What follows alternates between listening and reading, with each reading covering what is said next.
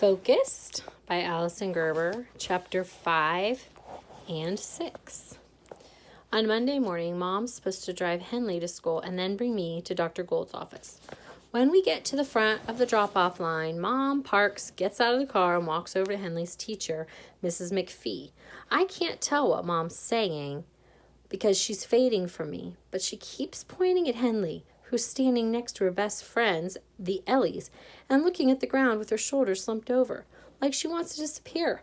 I always forget about the shy, scared version of my sister until she's right in front of me. A few minutes later, Mom gets back in the car and sighs. It's the loud kind that sounds like a roar. "Everything okay?" I ask. "School's just really hard for your sister, and I hate that teacher. I need everyone to be focused on helping Henley right now before her problem gets bigger, and it's even harder for her to communicate. I don't know if she doesn't care or she can't see, but it's so aggravating." Mom takes a deep breath. She turns the car back on and starts driving. I wonder if she ever gets that mad for me. Dr. Gould's office is one town over in a pink Victorian house with white shutters and a big front porch that feels far away from the real life and all the people who know me and are on their way to school right now. Mom parks at the end of the long gravel driveway, and I follow her up the porch stairs, through the front doors, and into an empty waiting room. There's no place to check in like at my regular doctor, just 5 closed doors. One's the bathroom, and the other 4 have signs with different names. I pick a chair from across the door that says Dr. Lillian S. Gould, and Mom sits next to me. She takes one of her crinkly magazines stacked on the table and flips through the glossy pages. I stare at the ceiling. She hasn't said anything about our appointment all morning, and even though I'm getting nervous and it would probably help to talk about something else, I'm not going to start now. The only thing I want to talk or think about is chess, and she doesn't care. After almost 10 minutes of waiting, Dr. Gould's office door finally opens, and she pops her head out. She looks right at me and smiles. She's wearing a dress with yellow streaks that remind me of mustard and looks pretty against her dark brown skin. "I'm Dr. Gould. You must be Clea and Clea's mom." Her voice is low and scratchy, and I sort of want her to keep talking because everything she says sounds like a song. "Come on in, whenever you're ready." She leaves the door open, and her long braids fall down her back, swaying as she moves. Inside her office, it smells like gingerbread.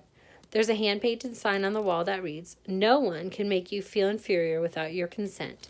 Eleanor Roosevelt."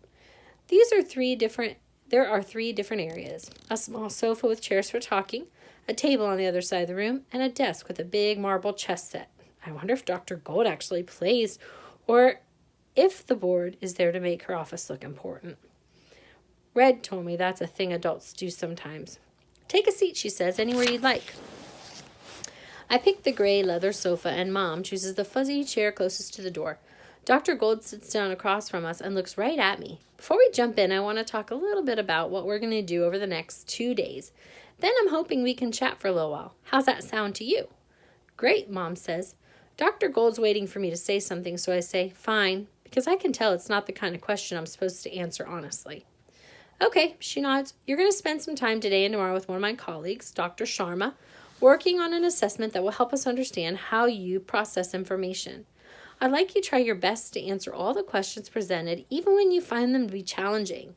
Then on Friday after school, you'll come back here with your parents and we'll talk through the results of the test and evaluation and discuss a plan for how we're going to move forward." "That's great," Mom says. "What do you think?" Dr. Gould looks at me. I shrug. "I'd really like it if you were honest," she says, tilting her head like she's trying to find the answer. I'm not really sure if I believe her, or if she's just saying that fake adult thing, or she's pretending to care what I think. Then she says, how you feel about being here can impact your evaluation." "I didn't know that," I say. She nods again. Even though I'm scared to get tested and find out how dumb I really am, I don't want to mess things up. So I tell her the truth. I already know I don't have ADHD, so I think it's stupid that I'm missing school and chess for no reason. "Clea." Mom says my name like I'm in trouble. "What? All I did was follow the directions, Mom. You should be happy. I'm usually bad at that, remember? Isn't that why I'm here?" "You're being rude," Mom says. Sorry, I apologize to Dr. Gold, because it's not her fault that I'm mad at Mom. I was trying to be honest, so I didn't ruin the test.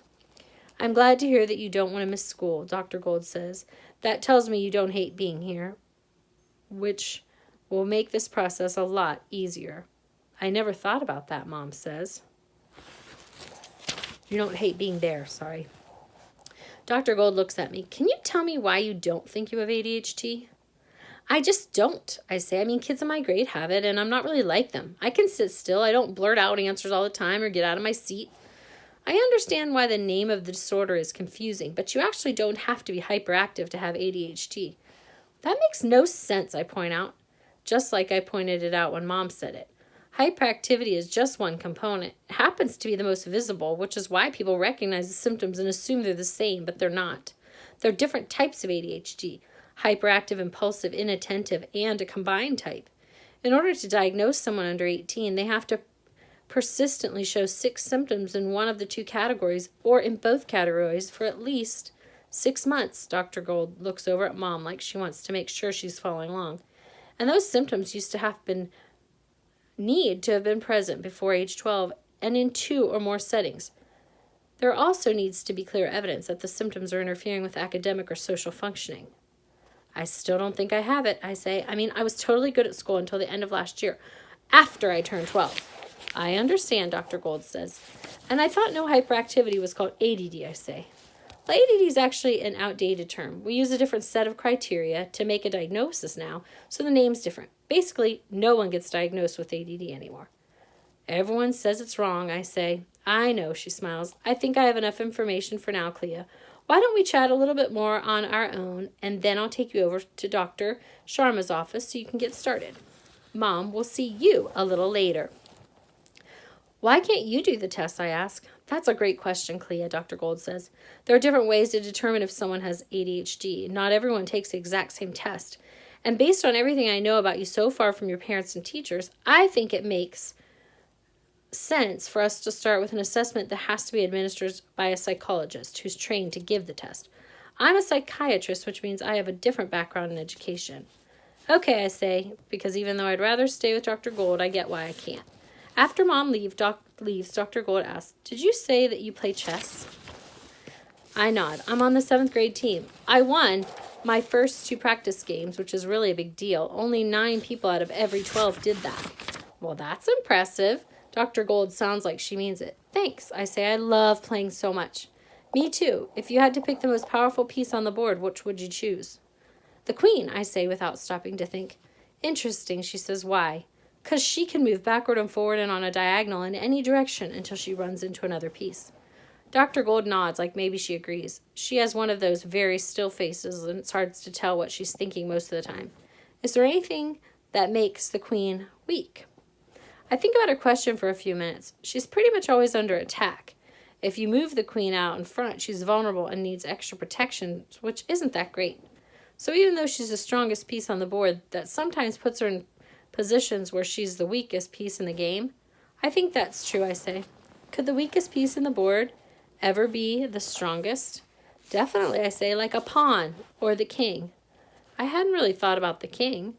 Really, I ask. I mean, the king can't do anything. He's super weak, but he determines the entire game. He holds all the power. I like that a lot, she says. It's all about playing to the piece's strengths.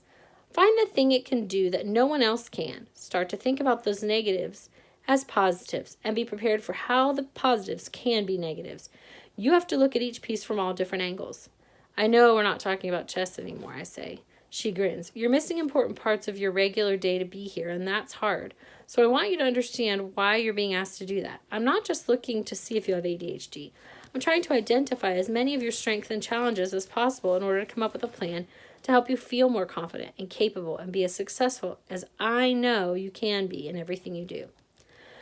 Okay, I say, because even though I'm scared of what will happen once she sees all the holes and problems and things that are wrong with me, I really like the idea of having a plan to help me not fail. I follow Dr. Gold across the quiet waiting area to Dr. Sharma's office. Everything's white, like in a hospital. It's not comfortable or cozy at all, but I like Dr. Sharma too. And not just because I saw a copy of Harry Potter and the Cursed Child in the bag next to her desk, but because she talks to me the way Dr. Gold does, like she thinks what I have to say is important. When Dr. Gold leaves, Dr. Sharma puts a box and stack of white cards on the table. She takes out a few wooden blocks and asks me questions about them. Then she arranges the rest of the blocks and puts one of the cards in front of me.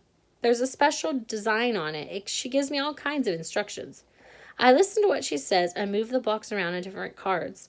I really try hard, and I only second-guess myself once. I keep looking up at Dr. Sharma to see how I'm doing, but she has the world's best poker face, so it's impossible to tell until I sneak a look at my score sheet. I don't understand everything, but there are a lot of low numbers like 5 and 7, which I know can only mean one thing. I got a lot of questions wrong. When I finally get home, I'm so tired. I go to my room, turn on the thunderstorm, and start my homework. Miss Curtis made sure I got all the assignments ahead of time. I've been staring at my math homework for almost an hour when I get a text from Red. How'd the test go? Kind of okay, I answer. Dr. Gold equals smiley face. That's cool. Do you have it? No idea. I find out Friday. Isn't it like a yes or no question? I guess not, I write back. I totally don't get ADD. Me neither. I text. By the way, ADD doesn't exist anymore. You have to call it ADHD now. Weird. I know, right? So what did I miss in practice? Everything. We learned a bunch of super advanced opening strategies. Ugh, jealous, I say. Don't worry, I took notes for you. We're going to be obsessed. You're going to be obsessed. You rock, I text. Because it feels good that Red was thinking about me when I wasn't there. That wasn't even the best part. Mr. Lee finally announced who's coming to chess camp, and it's really, really, really good. Tell me now. Nope, he writes, guess. Don't do this to me, I type as fast as I can. Hint, think big. He's